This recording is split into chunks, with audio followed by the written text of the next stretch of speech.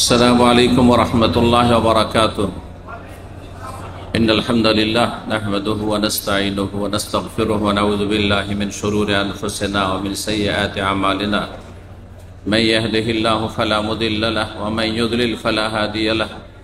وأشهد أن لا إله إلا الله وحده لا شريك له وأشهد أن محمدا عبده ورسوله صلى الله تعالى عليه وعلى آله وصحبه وسلم تسليما كثيرا. أما بعد أعوذ بالله من الشيطان الرجيم.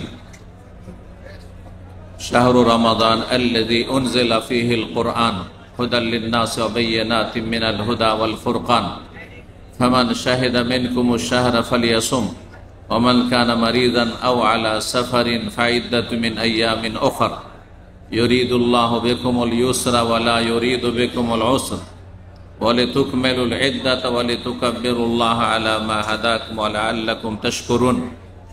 সম্মানিত রোজাদার ভাতৃমণ্ডলী, আল্লাহ রাব্বুল আলামিনের প্রশংসা এবং প্রিয় নবী সাল্লাল্লাহু আলাইহি সাল্লামের উপর সালাত ও সালামের পর আজ বুধবার 5ই রমজান 1446 হিজরি মোতাবেক 5ই মার্চ 2025 আমাদের ইসলামিক কালচারাল সেন্টার দাম্মামের ইফতার ক্যাম্পে আপনাদেরকে জানাই আহলান ও সাহলান ও মারহাবা। আল্লাহ রাব্বুল আলামিন আপনাদের জীবনের প্রত্যেকটি দিককে যেন উজ্জ্বল করেন, মোবারক করেন, বরকতপূর্ণ করেন এবং আল্লাহ রাব্বুল আলামিন তার অফুরন্ত রহমত দুনিয়া আখেরাতের আমাদের সকলকে যেন দান করেন। প্রতিটি রোজাদার নামাজি ব্যক্তিকে, ভালো মানুষকে আল্লাহ যেন তার কল্যাণ দান করেন এবং যারা মুসলিম সমাজের বিভ্রান্ত গুনাহগার বিভিন্ন পাপে লিপ্ত রয়েছে, ফরজ ওয়াজিব বেঘাটতি করে থাকে, হারাম নাজায়েজ পাপাচারে লিপ্ত থাকে, আল্লাহ তাদেরকে যেন হেদায়েত দান করেন। এই রমজান মাসে তাদের সংশোধন করার যেন তৌফিক দান করেন। আজকে আমরা আলোচনা করব রমজান মাস যেহেতু অত্যন্ত মোবারক মাস, ফজিলতপূর্ণ মাস, বড়ই মহত্বপূর্ণ মাস, সুতরাং এতে বেশ সুন্দর সুন্দর গুরুত্বপূর্ণ আমল রয়েছে, কিছু ফরজ, কিছু সুন্নত নফল। যে আমলগুলি যত বেশি আপনি করতে পারবেন তত বেশি এই রমজানের মূল্যবান সময়গুলি আপনার জন্য মূল্যবান সম্পদ হবে আপনার জীবনে। এগুলি আপনার কাজে আসবে দুনিয়া এবং আখিরাতে। দুনিয়াতে আল্লাহ এই রমজানের ওসিলায়, রমজানের নেক আমলের ওসিলায় আল্লাহ আপনাকে ভালো রাখবেন, আপনার পরিবারকে ভালো রাখবেন, আর আপনার ধন সম্পদে বরকত দান করবেন, শরীর স্বাস্থ্যে বরকত দান করবেন, আর আখিরাতে আল্লাহ মহাপুরস্কার দেবেন। আর জান্নাত হচ্ছে সবচেয়ে বড় পুরস্কার এবং সেখানে রব্বুল আলামিনের সাক্ষাৎ দর্শন। আল্লাহ রব্বুল আলামিন আমাদের সকলকে জান্নাতুল ফিরদৌস দান করেন এবং রব্বুল আলামিন তার রুইয়াত, তার দিদার, তার দর্শন আমাদেরকে দান করেন। দুনিয়া এবং আখিরাতের সার্বিক নিয়ামত দান করেন, নিয়ামতের শুকরিয়া আদায়ের তৌফিক দান করেন। আল্লাহর দানগুলি, নিয়ামতগুলিকে আল্লাহর সন্তুষ্টির কাজে, নেকির কাজে, ভালো কাজে লাগাবার তৌফিক দান করেন। আল্লাহর নিয়ামতকে, আল্লাহর দানকে হারাম কাজে, পাপের কাজে, আল্লাহর অসন্তুষ্টির কাজে লাগানো থেকে আল্লাহ আমাদেরকে বাঁচিয়ে রাখেন। আল্লাহ দান করেন আর আল্লাহর নিয়ামত দিয়ে আপনি পাপ করছেন, এটা বড়ই মন্দ আচরণ, বড়ই নেমক হারামি। ওমা বিকুম মিন নি'মাতিন ফামিনাল্লাহ, যা রব দিয়েছেন সব আল্লাহর পক্ষ থেকে সব নিয়ামত। যা কিছু নিয়ামত রয়েছে তোমার কাছে মাথা থেকে পা পর্যন্ত আপদামস্তক, আর তোমার চারপাশে যা নিয়ামত রয়েছে, তোমার ধন সম্পদ, তোমার পরিবার পরিজন, তোমার সুখের সামগ্রী, ফামিনাল্লাহ, সব আল্লাহর পক্ষ থেকে দিলেন আল্লাহ। আর এগুলি দিয়ে কেউ পয়সা দিয়ে পাপ করছেন, কেউ নিজের মেধা শক্তি দিয়ে পাপ করছেন, শিরক কুফরি আকীদা লালন পালন করছেন, নাস্তিকতা আর ধর্মনিরপেক্ষতার কুফরি লালন পালন করছেন, আর কেউ আপনার ইসলাম বিদ্বেষী, মুসলিম বিদ্বেষীটা লালন পালন করছেন, আর কেউ বিভিন্ন পাপে জড়িয়ে রয়েছেন। আল্লাহ রাব্বুল আলামিন শরীরে সুস্থতা দিয়েছেন আর এই সুস্থতার নিয়ামতকে হারাম কাজে লাগাচ্ছেন। ফরজ ওয়াজিবে আপনি কমতি করছেন অথবা ফরজ ওয়াজিবে অবহেলা করছেন, গুনাহ করছেন আপনার এই শরীরে সুস্থতা দিয়ে, এগুলি বড়ই নিমক হারামি করা, যেটা মানবতা বিরোধী কাজ। মানুষ যদি তার মালিককে চিনত, সত্যিকার অর্থে চিনত, তাহলে কোনো মানুষ আল্লাহর নাফরমান হইতো না, অবাধ্য হইতো না। একজন মানুষের আরেকজন মানুষের সামান্য যদি নিয়ামত অনুগ্রহ থাকে, কেউ আপনাকে 10টা টাকা দিয়ে উপকার করেছে, কেউ আপনাকে বিদেশে পাঠিয়েছে, কেউ আপনাকে কোনো জায়গায় আপনার দুর্দিনে সহযোগিতা করেছে, সারা জীবন তার এই অনুগ্রহের কথা, তার এই অবদানের কথা আপনি স্মরণ রাখছেন, যেহেতু আপনার মধ্যে মানুষত্ব আছে। তাহলে যেই ব্যক্তি রবের কাছ থেকে সবই পায়, অথচ রবের শুকরিয়া আদায় করেন না, রবের নিয়ামতকে তার সন্তুষ্টির কাজে লাগায় না, সেই ব্যক্তি কত বড় নিমক হারাম, চিন্তা করুন তো দেখি। সে আসল মালিককেই চিনল না, বেনামাজি সে আসল মালিককে চিনল না, বেরোজাদার তার মালিককে চিনল না। যেই ব্যক্তির পরকাল বলে কোনো চিন্তা নাই, সেই ব্যক্তি রবকে, সৃষ্টিকর্তাকে চিনল না, তাহলে বাপ মাকে আর কি চিনবে সে? তার দ্বারা ভালো কাজের কি বা আশা করা যেতে পারে? আল্লাহ রাব্বুল আলামিন যেন সঠিক বুঝ দান করেন। রমজান মাসে নেক আমলগুলি নিয়ে আলোচনা করব, সংক্ষেপে বলি। রমজান মাসে বেশ কিছু নেক আমল আপনি করে দুনিয়া আখিরাতে সম্মানিত হইতে পারেন, রবের সন্তুষ্টি হাসিল করতে পারেন, জান্নাত লাভ করতে পারেন, এবং আপনার মনে শান্তি থাকবে যে আমি আল্লাহর জমিনে আল্লাহর খেয়ে দিয়ে আল্লাহর নিয়ামত ভোগ করি, এই আল্লাহ যে আমাকে সুস্থ রেখেছে এই দিয়ে আমি কোনো পাপ করিনি। কারণ পাপী খুব অশান্তিতে থাকে, পাপের কুপরিণাম এবং কুপ্রভাবের বড়ই ভয় থাকে, যার ফলে যে কোনো পাপ করে কোনো মানুষ শান্তি পায় না। জেনা করে কেউ শান্তি পায় না, কাউকে খুন করে কেউ শান্তি পায় না, কেউ জুলুম অত্যাচার করে বেঈমানি করে পরের টাকা খেয়ে কেউ শান্তি পায় না, হারাম জীবন যাপন করে কেউ শান্তি পায় না, মদ খেয়ে কেউ শান্তি পায় না, হিরোইন গাঁজা খেয়ে কেউ শান্তি পায় না। এক কথায় ফজরের সময় আপনি শুয়ে থাকলেন, আপনি কখনো শান্তি পান না। জিজ্ঞাসা করুন ওই ব্যক্তিকে, যেই ব্যক্তি নিয়মিত ফজরের নামাজ পাবন্দির সাথে পড়ে এবং যথা সময় পড়ে, সেই ব্যক্তির মানসিক কতটা শান্তি সে লাভ করে, যেটা থেকে বেনামাজি বঞ্চিত।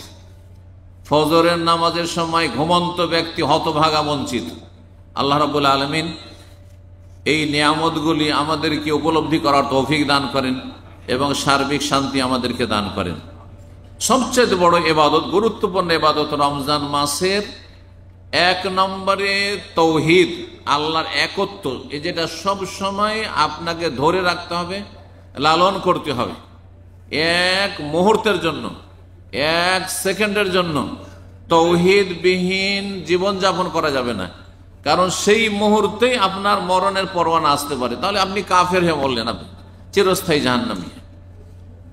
এটি মুসলিম জীবনের সবচেয়ে বড় ইবাদত, সবচেয়ে বড় ফরজ কাজ, এবং সর্বপ্রথম ফরজ কাজ, সবচেয়ে গুরুত্বপূর্ণ ফরজ কাজ হচ্ছে আল্লাহর একত্ব প্রতিষ্ঠা করা। এটা সত্যিকারের লা ইলাহা ইল্লাল্লাহ যারা বুঝে, এবং বুঝে যারা লা ইলাহা ইল্লাল্লাহ বিশ্বাসী হয়েছে এবং মুসলিম হয়েছে, সেই ব্যক্তির মধ্যে তাওহীদ আছে। আর যেই ব্যক্তি লা ইলাহা ইল্লাল্লাহকে মন্ত্র মনে করে, হিন্দুদের মন্ত্রের মতো, আর যেই ব্যক্তি লা ইলাহা ইল্লাল্লাহ অর্থই বুঝে না, লা ইলাহা ইল্লাল্লাহর হয়তো শাব্দিক অর্থ তাও শুদ্ধ বলতে পারবে না, আর তার মর্ম কথাই বুঝে না, এর দাবিটা কি আল্লাহ ছাড়া কোনো সত্য মাবুদ নেই।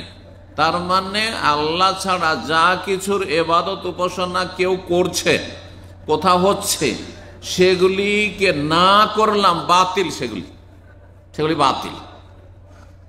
ইল্লাল্লাহ, একমাত্র আল্লাহর ইবাদত হচ্ছে হক, চিরসত্য। যালিকা বিআন্নাল্লাহু হালাক ওয়া আন্না মা ইয়াদুনা মিন দুনিহিল বাতিল। আল্লাহ ছাড়া যা কিছুর উপাসনা হচ্ছে, যাকেই ডাকা হচ্ছে, যে কোনো কিছুর পূজা হচ্ছে, সমস্ত কিছু হচ্ছে বাতিল, আল্লাহ ঘোষণা করেছে। শিরকের ধর্ম আল্লাহ সৃষ্টিকর্তা কখনো নাযিল করেন। সুতরাং যারা শিরকের দরগাদুরার ধর্ম পালন করছেন, যারা মূর্তি পূজার ধর্ম পালন করছেন, যারা মাজার পূজার ধর্ম পালন করছেন, যারা মাজারে গিয়ে আস্থানায় ধর্ণা দিচ্ছেন, সেখানে আশা করছেন কিছু পাবো, খাসি মোরগ জবাই করছেন, সেখানে গিয়ে চাদর চড়াচ্ছেন, ভাবছেন এই ওলিরা হ্যাঁ মরেনি, এরা বেঁচে আছে, দিতে পারে, তারা সবচেয়ে বড় হতভাগা। তাদের এই ধর্ম বাতিল ধর্ম। আদম আলাইহিস সালাম থেকে শুরু করে মানব জাতির ইতিহাসে এইরকম শিরকের ধর্ম আল্লাহ কখনো নাজিল করেনি। বাতিল, ভালো করে শুনে রাখেন, মূর্তি পূজা বাতিল, মাজার পূজা বাতিল। যালিকা বিআন্নাল্লাহ হুয়াল হক, কারণ যে আল্লাহ হচ্ছেন চিরসত্য। আল্লাহর ইবাদত ছাড়া কোনো কিছুর উপাসনা সব বাতিল। ঈসা আলাইহিস সালামের পূজা বাতিল, মারিয়ামের পূজা তৃতীয়বাদ খ্রিস্টানদের বাতিল। ভালো করে শুনে রাখেন, সবচেয়ে বড় ফরজ হচ্ছে তাওহীদ লা ইলাহা ইল্লাল্লাহ, এটা সবসময় ধরে রাখতে হবে। তারপরে স্থান হচ্ছে 5 ওয়াক্ত সালাতের, 5 ওয়াক্ত নামাজ ঠিক রাখতে হবে, কমপক্ষে 17 রাকাত নামাজ ঠিক রাখতে হবে। 17 রাকাতে কমতি হইলে ফেসে যাবেন, কোনো মুক্তির পথ নেই। জান্নাতের আশা বেনামাজি করিয়েন না, আল্লাহর রাস্তায় ভালো করে বলছি, খুব সহজ ভাষায় আমি কথা বলি যাতে করে সমস্ত স্তরের লোকেরা বুঝে যে বেনামাজি আপনি 17 জায়গায় 15 পড়বেন, শুধু ফজর পড়েন না, আর জান্নাতের আশা করছেন, এই আশা আপনার নিরাশায় হতাশায় পরিণত হবে। এই আশা করিয়েন না, কমপক্ষে 17 রাকাত নামাজ পড়তে হবে বাধ্যতামূলক মুসলিম থাকার জন্য। তারপরে অন্যান্য আমল করেন, যত করবেন তত ভালো। আর তারপরে অন্যান্য আপনি সুন্নত পড়েন, তাহাজ্জুদ পড়েন, সালাতুদ দুহা, চাষ পড়েন, যা পড়বেন তাই পড়েন, নফল পড়তে হবে, কিন্তু আপনাকে 17 রাকাত পুরা করে দিতে হবে। এই দুটো কথা, তাওহীদ এবং 5 ওয়াক্ত নামাজ। তারপর রমজান মাসের বিশেষ সবচেয়ে গুরুত্বপূর্ণ ইবাদত, ফরজ ইবাদত হচ্ছে রমজান মাসের সিয়াম, রোজা, যা আল্লাহ ফরজ করেছে। রমজান মাসের যতগুলি ইবাদত রয়েছে তার মধ্যে গুরুত্বপূর্ণ ফরজ হচ্ছে, গুরুত্বপূর্ণ আমল হচ্ছে রমজান মাসের রোজা।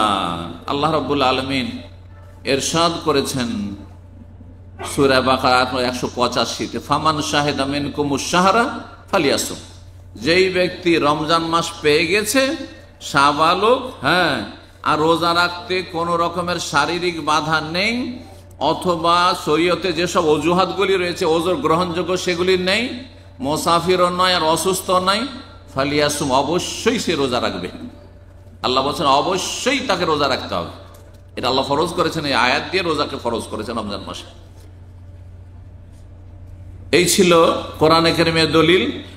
আর নবী সাল্লাল্লাহু আলাইহি সাল্লামের বহু হাদিস রয়েছে এই রমজানের রোজা সম্পর্কে, রোজার ফজিলত সম্পর্কে। ইসলামের 5টি খুঁটির 4র্থ খুঁটি স্তম্ভ হচ্ছে ওয়াসিয়াম ও রমাদান, রমজান মাসের সিয়াম, রোজা পালন করা। জি, 29 হোক অথবা 30 হোক। রাসূলুল্লাহ সাল্লাল্লাহু আলাইহি ওয়াসাল্লাম প্রসিদ্ধ হাদিস, রমজান মাসের রোজার ফজিলত, কত বড় ফজিলত চিন্তা করুন। মান সামা রমাদানা ঈমানান ওয়া ইহতিসাবান গুফিরা লাহু মা তাকাদ্দামা মিন যামবি, সহিহ বুখারী মুসলিমের হাদিস। যে ব্যক্তি রমজান মাসের সিয়াম পালন করে, রোজা রাখবে, রমজান মাসের রোজা রাখলো ঈমানান, আল্লাহর প্রতি বিশ্বাস নিয়ে, দেখা দেখি নয়, পরম্পরা নয়, সবাই রাখছে বাড়িতে, সবাই রাখছে সমাজে, আর আমরা মুসলমান রোজা রেখে থাকি তাই আমিও রাখছি, না না না, ওইসব ইবাদত হইল না। গতানুগতিক মানুষের দেখা দেখি কোনো কাজ করা, মানুষের কাছে কিছু পাবো বলে, মানুষকে খুশি করার জন্য, মানুষের ভয়ে, যদি দুনিয়ার কোনো এইরকম স্বার্থ থাকে তাহলে কোন আমল আল্লাহর কাছে গ্রহণযোগ্য না। শিরক, আল্লাহর জন্য সেটা করলে না, মানুষের জন্য করলে না। ঈমান আর আল্লাহর প্রতি বিশ্বাস নিয়ে যে আল্লাহ রোজাকে ফরজ করেছেন তাই রোজা রাখছি, ওয়াহতিসাবান, এবং রবের কাছে নেকির আশায় যে এর মহা পুরস্কার আল্লাহর কাছে আমি পাবো, সেই জন্য রোজা রাখছি। দুনিয়াতে কে আমাকে ভালো বলবে, কে আমাকে মন্দ বলবে রোজা না রাখলে, আর রোজা রাখলে কে খুশি হবে, হ্যাঁ, ইত্যাদি ইত্যাদি। আমি অনুকূল অবস্থায় আছি না প্রতিকূল অবস্থায় আছি, আশেপাশে মুসলিমরা আর আছে, কেউ আছে না আমি একাই শুধু, এইসব দেখা দেখি নেই। ঈমান আর আল্লাহর প্রতি ঈমান নিয়ে এবং নেকির আশায় যে ব্যক্তি রোজা রাখবে ইখলাসের সাথে, গুফিরা লাহু মা তাকাদ্দামা মিন যামবিহি, তার অতীতের গুনাহগুলি ক্ষমা করে দেওয়া হবে। বলো সুবহানাল্লাহ। চিন্তা করুন, অতীতের সাগীরা ছোট গুনাহ মাফ করে দেওয়া হবে এই ফরজ নেক আমলের মাধ্যমে। 30টা 29টা রোজা রাখলেন, অতীতের সারা জীবনে যত সাগীরা গুনাহ সব মাফ। কাবিরা গুনাহ 70-এর মতো আছে বা 70-এর একটু বেশি আছে। এই বড় গুনাহ যেগুলোতে শাস্তির কথা দুনিয়া আখিরাতে বলা হয়েছে হাদিসে, এগুলো হচ্ছে কাবায়ের, কাবিরা গুনাহ। কাবিরা গুনার জন্য তওবা করতে হবে যে আমি গুনাহ বন্ধ করলাম, আল্লাহ তুমি মাফ করো। রোজা রাখলাম, গুনাহটা বন্ধ করে দিলাম, আর গুনাহ করব না, পাপ করব না, আমি খুব লজ্জিত অনুতপ্ত, আগামী যেন প্রতিজ্ঞা করছি আল্লাহ মাফ করে দাও, কাবিরাও মাফ হবে। কিন্তু তওবা না করলে মাফ হবে না। আপনি অহরহ ফজর ছাড়তে থাকবেন আর রোজা রাখবেন অতীতের গুনাহ মাফ, রোজা রাখবেন অতীতের গুনাহ মাফ, এটা হবে না। হ্যাঁ, আপনি হারাম খেতে থাকবেন, হারাম ব্যবসা করতে থাকবেন, আর হারাম উপার্জন করতে থাকবেন, আর জুলুম অত্যাচার করতে থাকবেন, অন্যায় করতে থাকবেন, বেঈমানি করতে থাকবেন, বিভিন্ন পাপে জড়িয়ে থাকবেন, কাবিরা গুনাহ করতে থাকবেন, সুদ খাবেন, ঘুষ খাবেন, আর বলবেন যে আমি তো রোজা রাখছি, সব গুনাহ মাফ, না, মাফ হবে না। কাবিরা গুনাহ থেকে তওবা করে ফিরে আসতে হবে, অর্থাৎ গুনাহগুলি বন্ধ করতে হবে। আল্লাহ তৌফিক দান করেন। এই রমজান মাসে আল্লাহ রাব্বুল আলামিন আমাদেরকে তওবাকারীর দলে শামিল করেন। তায়েবিন, আওয়াবিন, যারা আল্লাহভিমুখী, আল্লাহর দিকে যারা ফিরে আসে। অসংখ্য মানুষের রমজান মাসে আল্লাহর দিকে ফিরে আসছে, বিভিন্ন গুমরাহি থেকে, আকীদার গুমরাহি থেকে, আমলের গুমরাহি থেকে, বিভিন্ন পাপ থেকে। আল্লাহ রাব্বুল আলামিন তাদের দলে শামিল করে আমাদেরকে অগ্রগামী মুমিন বান্দা হিসেবে আল্লাহ যেন কবুল করেন। তো রমজান মাসে রোজা রাখলে এই ফজিলত রয়েছে। 2 নম্বর আমল, যেটি সুন্নাত কিন্তু অত্যন্ত গুরুত্বপূর্ণ সুন্নাত, এবং সেটি বিশেষভাবে রমজানে তার অনেক বেশি গুরুত্ব, সেটা হচ্ছে তারাবির সালাত, সালাতুত তারাবি, তারাবির নামাজ। এই তারাবির নামাজ রমজান মাসে এর নাম তারাবিহ, আর অন্য মাসে এটির নাম তাহাজ্জুদ। একই নামাজের বিভিন্ন নাম, আলাদা নয়। আমাদের দেশে অধিকাংশ ওই সব সমাজে, যেসব সমাজে ইসলামের সঠিক মেসেজ যায়নি, ভুল মিশানো ইসলাম পৌঁছেছে, ভুল ধারণা ইসলামের বিভিন্ন মাসলা মাসাইল সম্পর্কে রয়েছে, তারা মনে করে যে তারাবি আলাদা, তাহাজ্জুদ আলাদা। তাদের এই সম্পর্কে জ্ঞানের শোচনীয়তা রয়েছে, সঠিক তথ্য তারা উদ্ঘাটন করতে পারেনি। তাদের বড় বড় আইম্মায়ে কেরাম, ওলামায়ে কেরাম স্বীকার করেছেন যে যেই নামাজ তারাবি, সেই নামাজের অপর নাম হচ্ছে তাহাজ্জুদ। এই জন্য দেখেন তারাবির নামাজের সংখ্যা হচ্ছে 8-3-11 রাকাত, আর তাহাজ্জুদ গোটা বছর 8-3-11। পার্থক্য হচ্ছে রমজান মাসে জামাত সহকারে পড়াটা ভালো, আর অন্য মাসে তাহাজ্জুদ পড়বেন যত গোপনে একা একা পড়বেন, অথবা আপনার পরিবারকে না আপনার ঘরে পড়বেন নির্জনে, তত বেশি ভালো। কিন্তু একই নামাজের বিভিন্ন নাম, বরং হাদিসে 5টি নাম এর উল্লেখ করা হয়েছে। এর নাম হচ্ছে তারাবি, এর নাম হচ্ছে তাহাজ্জুদ, এরই নাম হচ্ছে কিয়ামুল লাইল, এর নাম হচ্ছে রমজানে হলে কিয়ামে রমজান, এর 5 নম্বর নাম হচ্ছে সালাতুল লাইল, রাতের নামাজ। রাতের নামাজ, রাতের কিয়াম গোটা বছরকে শামিল, আর যখন কিয়ামে রমজান বলে রমজান মাসের কিয়াম মানে রমজান মাসের তারাবি। এই নয় যে শেষ রাতে পড়লে কিয়ামের নামাজ পড়লাম, আর এই রাতে এসা পরে পড়লে তারাবি পড়লাম। এগুলো সাধারণ মানুষের কথা, যারা ইসলাম সম্পর্কে কিছু বেশি জানে না তাদের কথা, কিন্তু একই নামাজ। এই জন্য নবী সাল্লাল্লাহু আলাইহি সাল্লাম রমজানে হোক অথবা অন্য কোনো মাসে হোক 11 রাকাত পড়েছেন, কিন্তু কোয়ালিটি অনেক সুন্দর। 11 রাকাত 5 ঘন্টা 6 ঘন্টা পড়েছেন।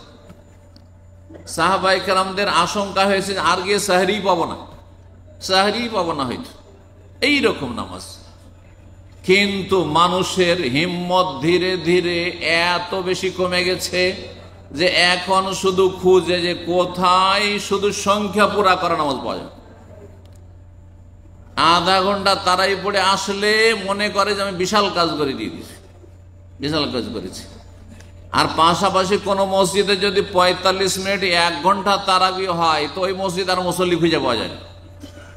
আর কোন মসজিদে যদি দেখে যে এখানে আধা ঘন্টা 25 মিনিটে তারাবি শেষ হচ্ছে, ওই মসজিদে জায়গা পাওয়া যায় না। এখানেও সৌদি আরব যান, এখানে বিভিন্ন মহল্লাতে পাশাপাশি আমি এক জায়গায় বাস করতাম, 14 বছর থেকেছি। 4টা মসজিদ, 4 মসজিদের মধ্যে যেই মসজিদটা সবচেয়ে ছোট মসজিদ, 25 মিনিটে আধা ঘন্টায় তারাবি হয়, ওইখানে বাইরেও লোক নামাজ পড়ছে, সুবহানাল্লাহ।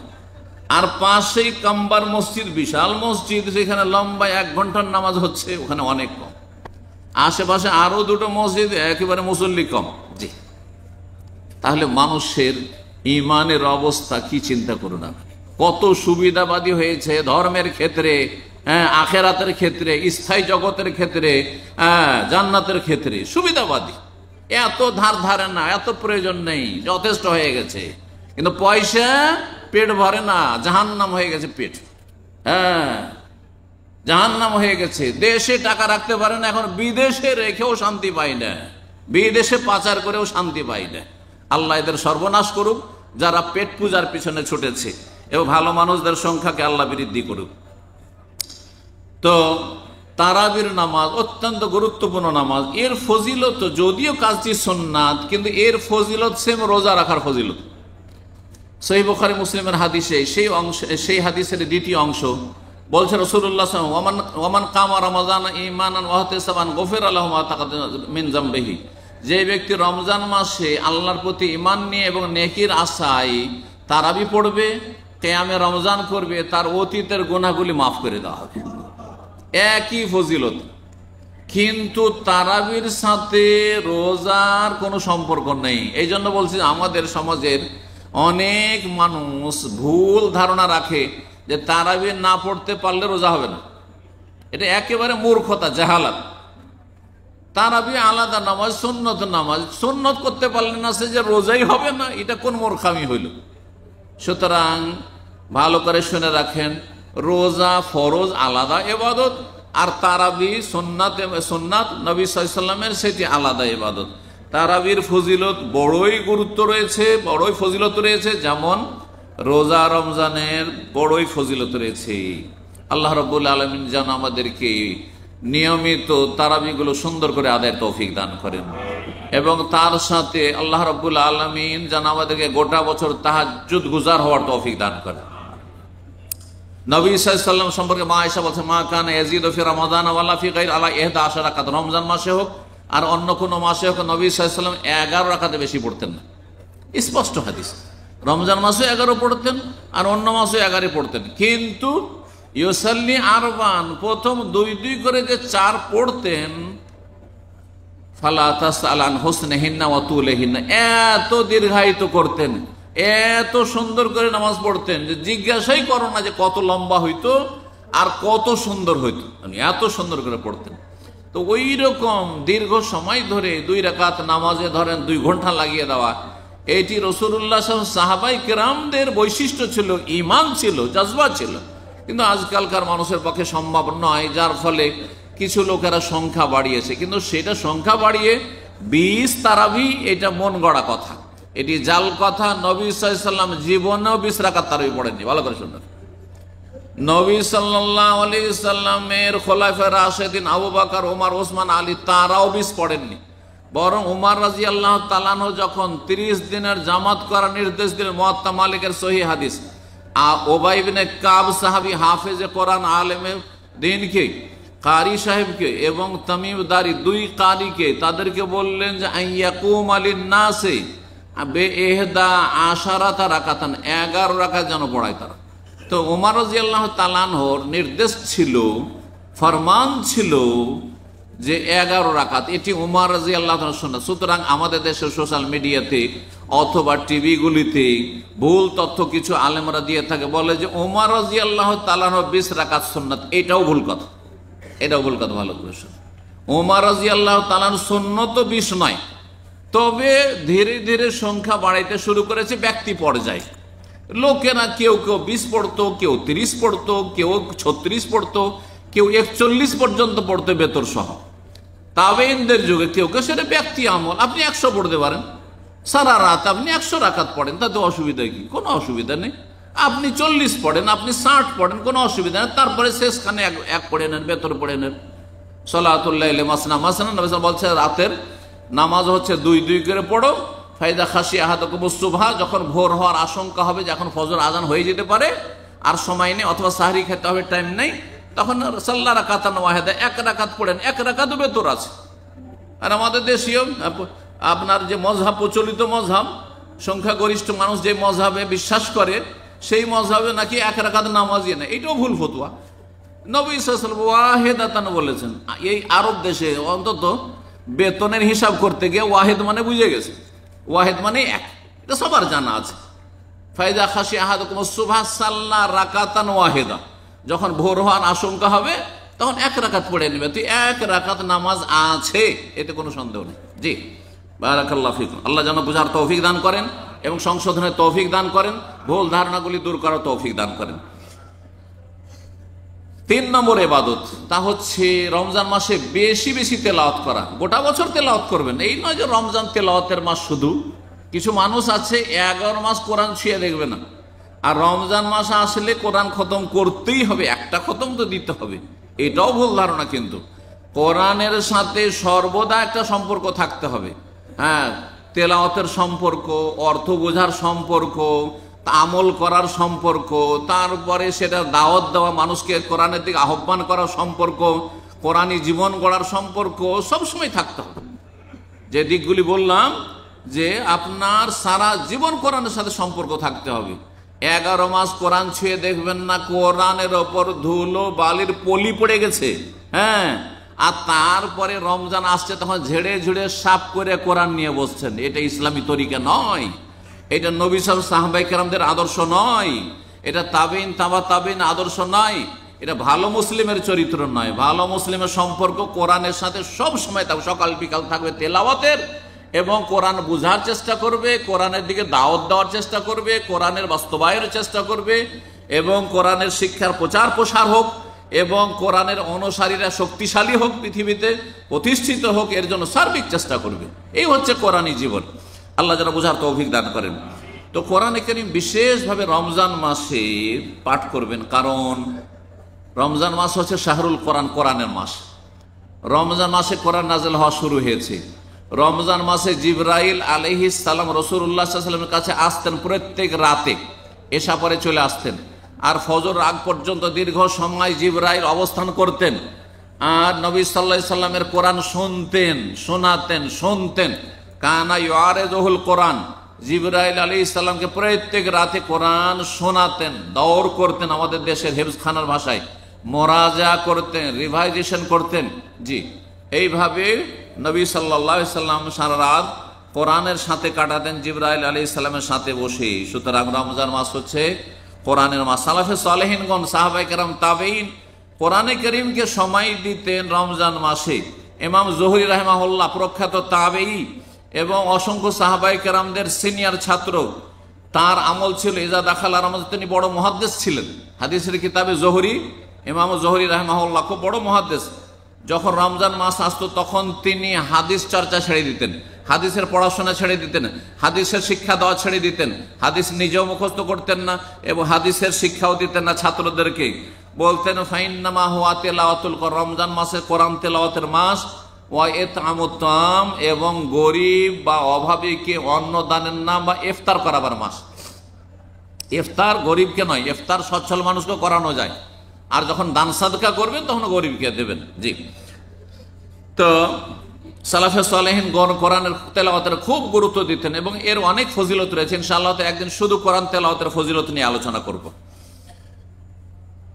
4 নম্বর আমল রমজান মাসের, তা হচ্ছে বেশি বেশি ইস্তেগফার করা, আল্লাহর কাছে ক্ষমা চাওয়া।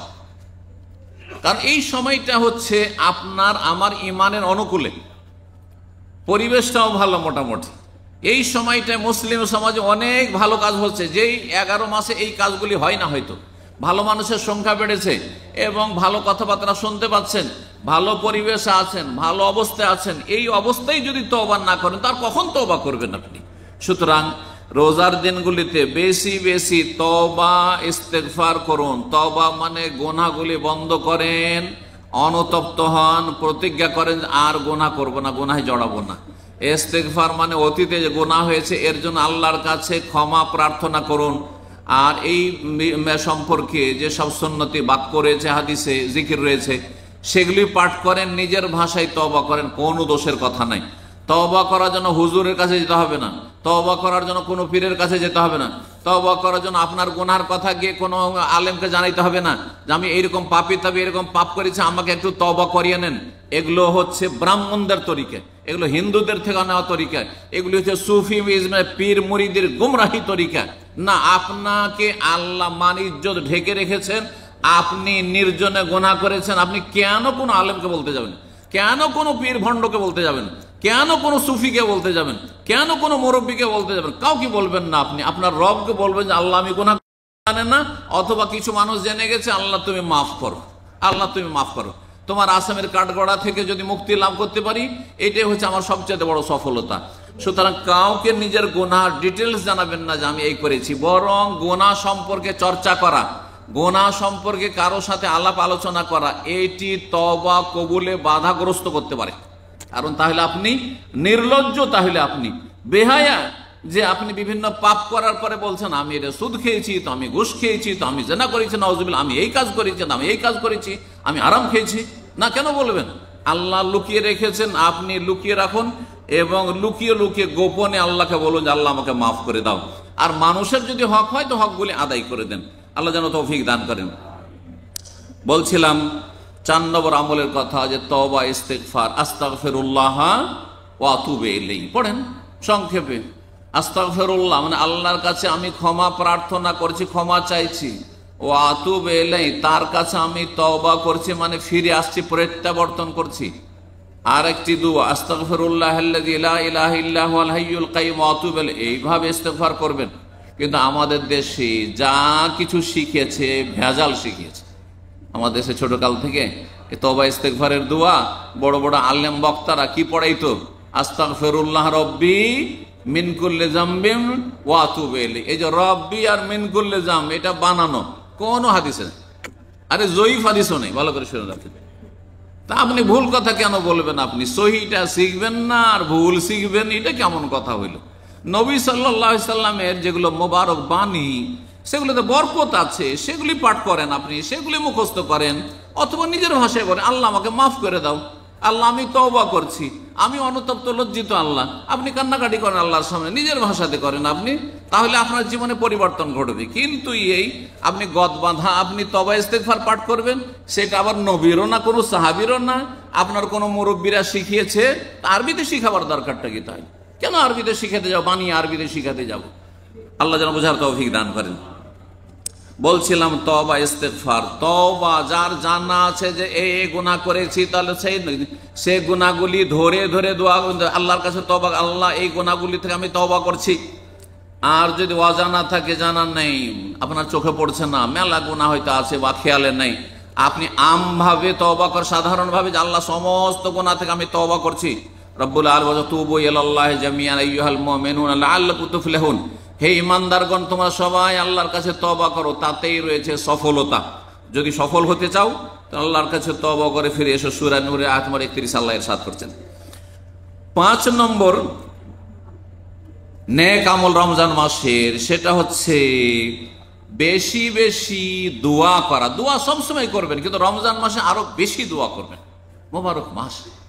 এই জন্য রোজা রমজানের আলোচনার জায়গাতে ওই পাশাপাশি একটি আয়াতে আল্লাহ রাব্বুল আলামিন মাঝখানে রমজানের রোজার কথা আগে আল্লাহ বর্ণনা করছেন, তারপরে দোয়া, তারপরে আবার রোজা রমজানের কথা বর্ণনা করেছেন। মাঝখানে দোয়া প্রসঙ্গ কেন আল্লাহ নিয়ে এসেছেন? ওয়াইদা সাআলাকা ইবাদি আন্নি ফাইন্নি করিব উজিবু দাওয়াতাদ দাঈ ইযা দাআন ফালিয়াস্তাজিবু লি ওয়া লিইউমিনু বি লাআল্লাহুম ইয়ারশুদুন। আমার বান্দা যখন আমার সম্পর্কে হে নবী তোমাকে জিজ্ঞাসা করে, আল্লাহ কাছে যে আস্তে দোয়া করব নাকি দূরে যে চিল্লে আল্লাহকে ডাকবো, চিৎকার করে ডাকবো? সাহাবীরা জিজ্ঞাসা করে রাসূলুল্লাহ সাল্লাল্লাহু আলাইহি ওয়াসাল্লামকে, তখন আল্লাহ তার জবাবে আয়াত নাযিল করলেন ফাইন্নি করিব, আমি কাছে। কিন্তু আল্লাহ কাছে জ্ঞানের দিক থেকে কাছে, এলমের দিক থেকে, ক্ষমতার দিক থেকে, রক্ষণাবেক্ষণের দিক থেকে, পরিবেষ্টনের দিক থেকে, কিন্তু সত্তাগতভাবে আল্লাহর জাত একাকার হয় না। আল্লাহর জাত সত্তাগতভাবে আল্লাহ সমস্ত সৃষ্টির ঊর্ধ্বে, 7 আসমানের ওপর আরশে আজ মহান আরশে আছে। এটা হচ্ছে ইসলামিক আকীদা। আল্লাহর জাত কোথায়? যদি আপনাকে জিজ্ঞাসা আল্লাহ কোথায়, বলবেন সমস্ত সৃষ্টির ঊর্ধ্বে 7 আসমানের উপর আল্লাহ আরশে আছেন। কারণ কোরআনে আল্লাহ বহু আয়াত আল্লাহ বলেছেন যে আকাশের ওপরে, সমস্ত সৃষ্টির ওপরে যিনি সুউচ্চ সুমহান, সাব্বিহ ইসমা রাব্বিকাল আ'লা, তিনি সুউচ্চ সুমহান, তিনি আর রহমান ও আল আরশে ইস্তাওয়া, আরশে সমুন্নত, আরশে আছেন আল্লাহ রাব্বুল আলামিন। আর আল্লাহ রাব্বুল আলামিন কাছে আছেন তার জ্ঞানের দিক থেকে, একবারে কাছে। হ্যাঁ, আপনার পাশের লোক শুনতে পাবে না, কিন্তু আল্লাহ মনের কথা জানছেন। অন্তরের কথা জানছেন। জি, বিভিন্ন দিক থেকে আল্লাহ রব্বুল আলামিন কাছে, কিন্তু আল্লাহ জাতের দিকে সত্যগত দিক থেকে আল্লাহ আরশে আজিম। বলছিলাম যে আল্লাহর কাছে বেশি বেশি দোয়া করবেন। অজিবদা দাওয়াত দা, আল্লাহ বলছেন আমি দোয়াকারীর দোয়া শুনি, ডাকে সাড়া দিই। এজা দান, যখন দোয়া করি ফালিয়াস্তাজিবুলি, সুতরাং তারাও যেন আমার ডাকে সাড়া দেয়। আল্লাহর ডাক হচ্ছে হাইয়া আলাস সালাহ হাইয়া আলাল ফালাহ, নামাজ পড়তে এসো, ওই ডাকে সাড়া দিতে হবে। আপনি হাইয়া আলাস সালাহ হাইয়া আলাল ফালাহ ডাকে সাড়া দিবেন না, আর আপনি হাত তুলে দোয়া করবেন বেনামাজি আধা নামাজি, মাঝে মাঝে আজান হচ্ছে আর নামাজ পড়েন না, আপনি জানছেন না, ঘুমিয়ে থেকে যাচ্ছেন, আর আল্লাহ আপনার ডাকে সাড়া দেবে, এটা হবে না। ফালিয়াস্তাজিবুলি, আমার ডাকে সাড়া দাও আল্লাহ বলছে। ওয়াল ইউমিনু বি, আমার পর ইমানদার হও, ইমানটা কামিল করো, ভালো ইমান করো, ইমানে নবায়ন করো। লাআল্লাহুম ইয়ারশুদুন, তাহলে সঠিক পথ পাবে, তাহলে দোয়ার সঠিক রাস্তা পাবে, তাহলে দোয়া কবুল হবে। আল্লাহ যেন বুঝার তৌফিক দান করেন এবং রব্বুল আলামিন ফরজ ওয়াজিব আদায়ে তৌফিক দান করেন, হারাম নাজায়েজ জীবন থেকে আল্লাহ যেন বাঁচিয়ে রাখেন। 6 নম্বর আমল হচ্ছে বেশি বেশি দান সাদকা করা। সারা বছর দান করবেন, কারণ গরিব সারা বছর আছে, অভাবী সারা বছর আছে, সুতরাং তাদের পাশে দাঁড়াইতে হবে। কিন্তু রমজান মাস হচ্ছে বেশি বেশি দান সাদকার সময়। রাসূলুল্লাহ সাল্লাল্লাহু আলাইহি ওয়াসাল্লাম সবচেয়ে বেশি দানশীল কখন হইতেন? রমজান মাসে। কানা রাসূলুল্লাহ আজওয়াদান নাস, সহিহ বুখারীর হাদিস রয়েছে। নবী সাল্লাল্লাহু সবচেয়ে বড় দানশীল ছিলেন, সবচেয়ে বড় দাতা ছিলেন। ওয়া কানা আজওয়াদা মা ইয়াকুনু ফি রমাদান, সবচেয়ে বেশি দানশীল হয়ে যেতেন রমজান মাসে। হিনা ইয়ালকাহু জিবরিল আলাইহিস সালাতু ওয়াস সালাম, যখন জিবরিল আলাইহিস সালাম তার সাথে মোলাকাত করতেন, রাতে এসে দেখা করতেন, যেহেতু গোটা রমজানে জিবরাইল আসতেন, তাহলে বোঝা গেল যে যত বড় ব্যক্তিত্বের সাথে আপনার সম্পর্ক থাকবে, তত বেশি আপনার ইমানদারি আরো বাড়তে হবে। আপনি আলেমের সন্তান, আপনি আলেমের ভাই বেরাদর, আপনি একজন আলেমের আত্মীয় স্বজন, আপনি আলেমের সাথে আপনি উঠা বসা রাখেন, আলেমের সাথে চলাফেরা রাখেন, আলেমের পাশাপাশি থাকেন, তাহলে আপনার আমল আরো ভালো হইতে হবে। কারণ জিবরাইল আলাইহিস সালাম যখন জিবরাইল আলাইহিস সালামের সাথে নবী সাল্লাল্লাহু আলাইহি ওয়াসাল্লাম যখন জিবরাইল আলাইহিস সালামের সাক্ষাৎ করতেন, অথবা জিবরাইল আলাইহিস সালাম যখন নবী সাল্লাল্লাহু আলাইহি ওয়াসাল্লামের কাছে আসতেন রমজান মাসে, তখন আরো বেশি দানশীল হয়ে যেতেন। এই কথা সহিহ বুখারীতে রয়েছে। তো নবী সাল্লাল্লাহু আলাইহি ওয়াসাল্লাম এত বেশি দানশীল ছিলেন যে ঝড়ো হাওয়া, যে দ্রুত বেগে হাওয়া, বাতাস, ঝড় যে প্রবাহিত হয়, যখন ঝড় প্রবাহিত হয় তখন এমনটা হয় না যে এখান দিয়ে ঝড়টা চলে গেল আর পাশে এদিকে ঝড় বইল না, সব জায়গায় ঝড়ো বাতাস প্রবাহিত হয় এবং দ্রুত বেগে সেটা প্রবাহিত হয়। ঠিক তেমনি রাসূলুল্লাহ সাল্লাল্লাহু আলাইহি ওয়াসাল্লাম এত দানশীল ছিলেন যে কেউ তার দান থেকে বঞ্চিত থাকতো না, কেউ তার দান থেকে বঞ্চিত থাকতো না। এমনকি নিউ মুসলিমেরা আসতো, কালিমা পড়েছে, আর তারপরে সে কয়েকটা উট পেয়ে গেছে, জীবনে একটা উটের মালিক হইতে পারেনি, গরিব বেদুইন হয়তো যাযাবর, আর তারপরে গিয়ে গোটা বংশে গিয়ে দিল ঘোষণা করে যে আরে ইন্না মুহাম্মাদান ইউতি আতান মা ইউকসা মাহুল ফাকর, মুহাম্মদ সাল্লাল্লাহু আলাইহি ওয়াসাল্লাম এত বেশি দান খায়রাত করছেন, এত বেশি দিচ্ছেন যে যদি ইসলাম কবুল করে নাও তো গরিব আর থাকবে না, অভাব আর থাকবে না।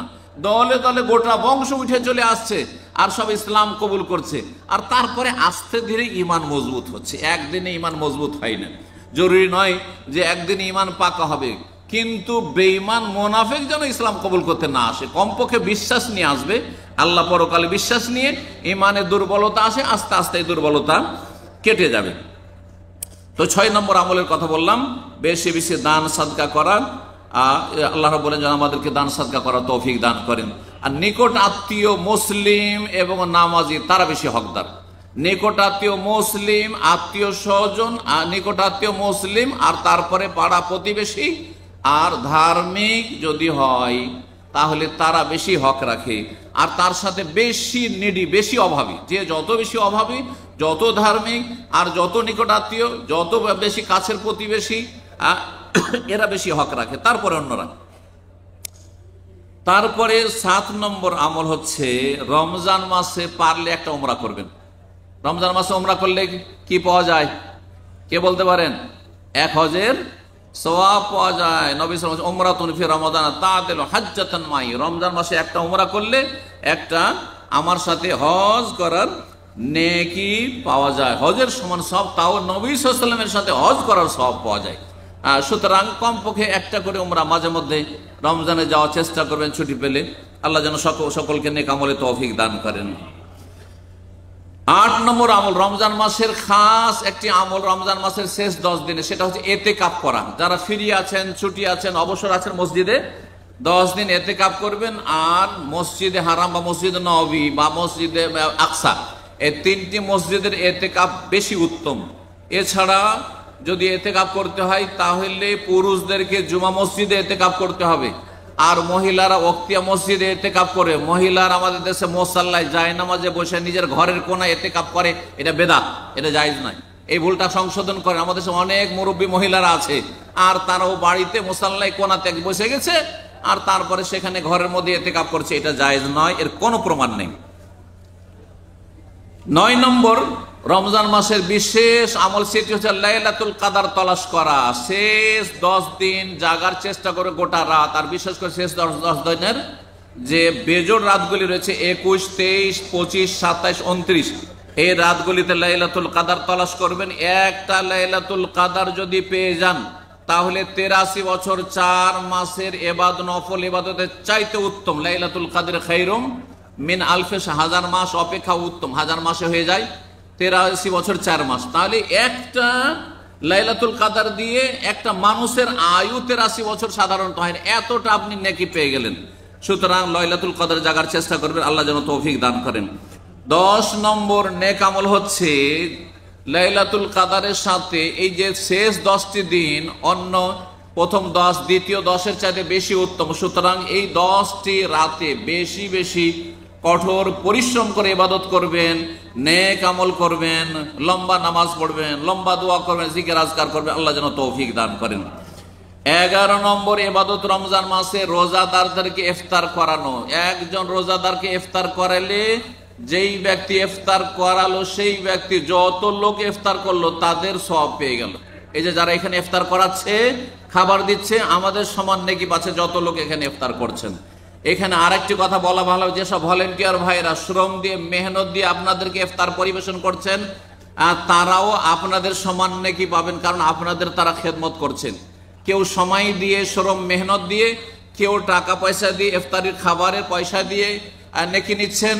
ইনশাআল্লাহ তাআলা আমাদের যারা স্বেচ্ছাসেবক ভাইরা রয়েছেন, আল্লাহ আল্লাহ সন্তুষ্টির জন্য কাজ করছেন, আর আল্লাহর কাছে নেকির আশায় এই কাজ করে যাচ্ছেন, খেদমত আঞ্জাম দিয়ে যাচ্ছেন, তারা ইনশাআল্লাহ তাআলা রোজাদারের সমান নেকি পাবেন। আল্লাহ আমাদের নেকি কমিয়ে দেবেন না, বরং নিজের রহমত থেকে আল্লাহ রাব্বুল আলামিন দান করবেন। রমজান মাসের কয়টি হইল? 11টি হয়ে গেছে সম্ভবত। 12 নম্বর গুরুত্বপূর্ণ ইবাদত রমজানের শেষ দিকে যাকাতুল ফিতরা আদায় করতে হবে। ইনশাআল্লাহ তো ফিতরা সম্পর্কে আমরা বিস্তারিত আলোচনা করব। আর তারপরে 13 নম্বর ইবাদত হচ্ছে ঈদুল ফিতর। রমজান যখন শেষ হয়ে যাবে তখন ঈদুল ফিতর এবং ঈদুল ফিতরের সালাত আদায় করা, এই ইবাদতগুলি রমজানের সাথে সম্পর্কিত রয়েছে। আল্লাহ রাব্বুল আলামিন এই সমস্ত আমল করার তৌফিক দান করেন। আর একটি ইবাদত বলে দিই তাহলে 14 নম্বর, সেটি হচ্ছে বেশি বেশি জিকির আজকার করবেন। জিকির এমন একটি গুরুত্বপূর্ণ ইবাদত যে সবচাইতে বেশি করে করতে বলেছে। উযকুরুল্লাহ যিকরান কাসীরা, খুব বেশি বেশি আল্লাহকে স্মরণ কর, কিন্তু সুন্নতি জিকির হইতে হবে। অসম্পূর্ণ বাক্যের জিকির হবে না, আল্লাহু জিকির হবে না, ইল্লাল্লাহ জিকির হবে না, হু হু জিকির হবে না। এরা সমস্ত গুমরাহ পথভ্রষ্ট। যারা ইল্লাল্লাহ ইল্লাল্লাহ জিকির করে, আল্লাহু আল্লাহু জিকির করে, হু হু হু জিকির করে, ছয় লতিফার জিকির করে, ফাস আনফাসের জিকির করে, সমস্ত গুমরাহ পথভ্রষ্ট এরা। ভালো করে শুনে রাখেন। তাহলে জিকির কি করতে হবে? সুবহানাল্লাহ, আলহামদুলিল্লাহ, লা ইলাহা ইল্লাল্লাহ, আল্লাহু আকবার, লা হাওলা ওয়ালা কুওয়াতা ইল্লা বিল্লাহ, আস্তাগফিরুল্লাহ। এইভাবে পূর্ণাঙ্গ বাক্যের জিকির করবেন, যেমন রাসূলুল্লাহ সাল্লাল্লাহু আলাইহি ওয়াসাল্লাম সাহাবায়ে কেরামগণ জিকির করেছেন। আল্লাহ রাব্বুল আলামিন যেন আমলের তৌফিক দান করেন, গুনাহ খাতা মাফ করেন। এবং ইফতারির সময় কাছে এসেছে, আপনারা আজান হয়ে গেছে, ইফতার করেন, বিসমিল্লাহ বলে শুরু করেন, ডান হাতে পান করেন। আল্লাহ রাব্বুল নেক আমলে তৌফিক দান করেন। ওয়া জাযাকুমুল্লাহু খাইরান ওয়া সাল্লাল্লাহু ওয়া সাল্লাম নবিয়ানা মুহাম্মদ ওয়া আলা আলিহি ওয়া সাহবিহি আজমাইন।